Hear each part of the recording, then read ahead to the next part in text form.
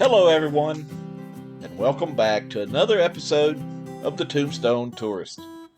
Last week, I visited the graves of two of the youngest members of NASCAR's Alabama gang, brothers Davey and Clifford Allison, who are resting at the Highlands Memorial Park in Hueytown, Alabama. This week, I've moved a few miles north to the Forest Grove Memorial Park in Pleasant Grove, Alabama. Here, I'm going to be making my way to the backside of the cemetery and visit the grave of another member of the Alabama gang, Neil Bonnett.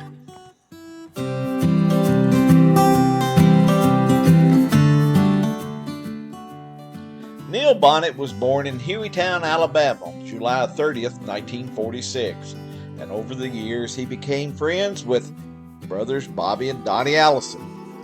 Neil began working on Bobby's race cars and immediately joined Bobby and Donnie and Red Farmer to become a member of what is today known as the Alabama Gang. Neil launched his own NASCAR Winston Cup career by competing in the 1974 Winston 500 at the Talladega Superspeedway. Over the next couple of years, Neil tried competing using his own cars and cars owned by Bobby Allison. Then in 1977, Neil got his first full-time ride into K&K Insurance Company Dodge. About halfway through the 1977 season, Jim Stacy bought the team and hired legendary crew chief Harry Hyde. The future looked good and the team got their first NASCAR Winston Cup victory at the Capital City 400 at the Fairgrounds Speedway in Richmond, Virginia. Neil had a couple more top 10 finishes before getting his second win at the 1977 LA Times 500 at the now defunct Ontario Motor Speedway in Ontario, California.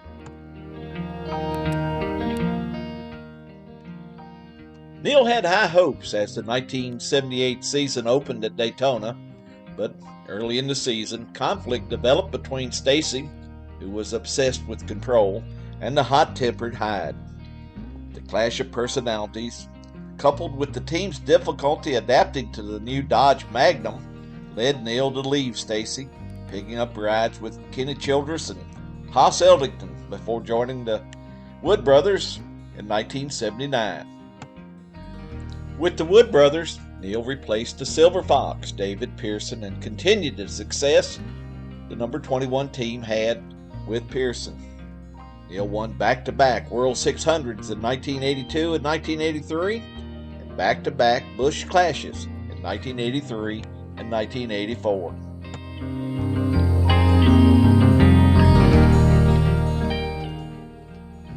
In 1984, Neil joined forces with Junior Johnson, becoming a teammate with Darrell Waltrip. In 1985, Neil had one of his best seasons, finishing fourth in points, while Waltrip went on to win his third Winston Cup championship.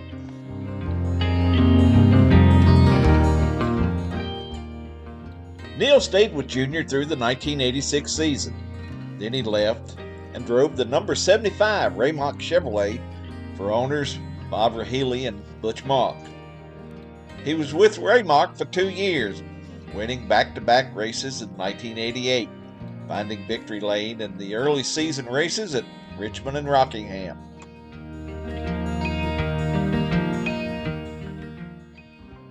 Neil left Raymock and returned to the Wood Brothers in 1989, where his best finish was 6th in the late season race at Rockingham.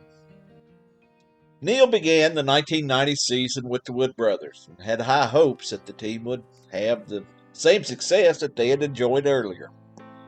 But his season was cut short when he suffered a serious injury during the Trans-South Rebel 500 at the Darlington Raceway.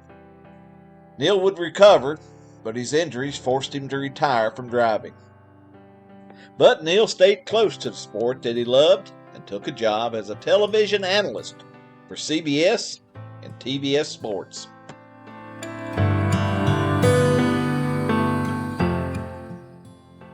One of Neil's best friends was fellow driver Dale Earnhardt. When not racing, the two could often be found hunting and fishing together. Neil's job in TV kept him around the sport and fueled his desire to return to driving. In 1992, he began testing cars for Earnhardt and Earnhardt's car owner, Richard Childress. Neil proved to himself and to his doctors that he could still drive, and in 1993, he was cleared to return to the track. Earnhardt and Childress gave Neil a ride in the 1993 Die Hard 500 at Talladega. His number 31, owned by Richard Childress, was sponsored by GM Goodwrench. His comeback was short-lived as he crashed into the catch fence and finished 34th. Neil was uninjured, and after being cleared from the infield medical center, he returned to the broadcast booth and finished the day by calling the rest of the race for CBS Sports. Neil wouldn't drive again until the final race of the 1993 season at Atlanta, when once again he drove a car prepared by Richard Childress. He would complete only 3 laps before dropping out of the race. The official reason given was a blown engine. Little did anyone know this would be Neil Bonnett's final NASCAR Winston Cup race.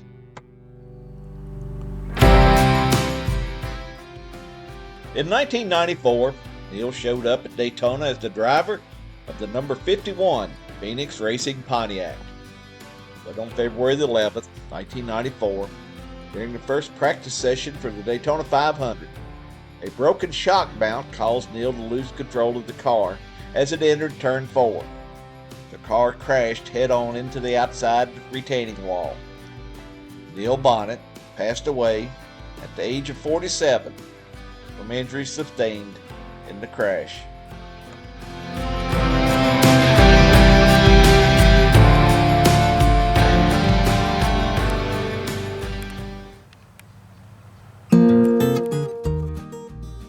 Well, I'm going to end this video here at the grave of NASCAR driver Neil Bonnett. If you were a fan of the NASCAR Winston Cup Series or remember Neil Bonnett or any of the people that we visit in these videos, I hope that you will share your memories with us in the comments. I still have a couple more videos coming from here in Alabama, so if you enjoy these videos, I hope that if you haven't already done so, that you will consider subscribing to my channel. Your subscriptions really help the channel grow, and as always, a thumbs up is always very much appreciated. Now, until next time, please remember, life is a wonderful journey. Be sure to take time and enjoy it. And I'll see you down the road. So long, everybody.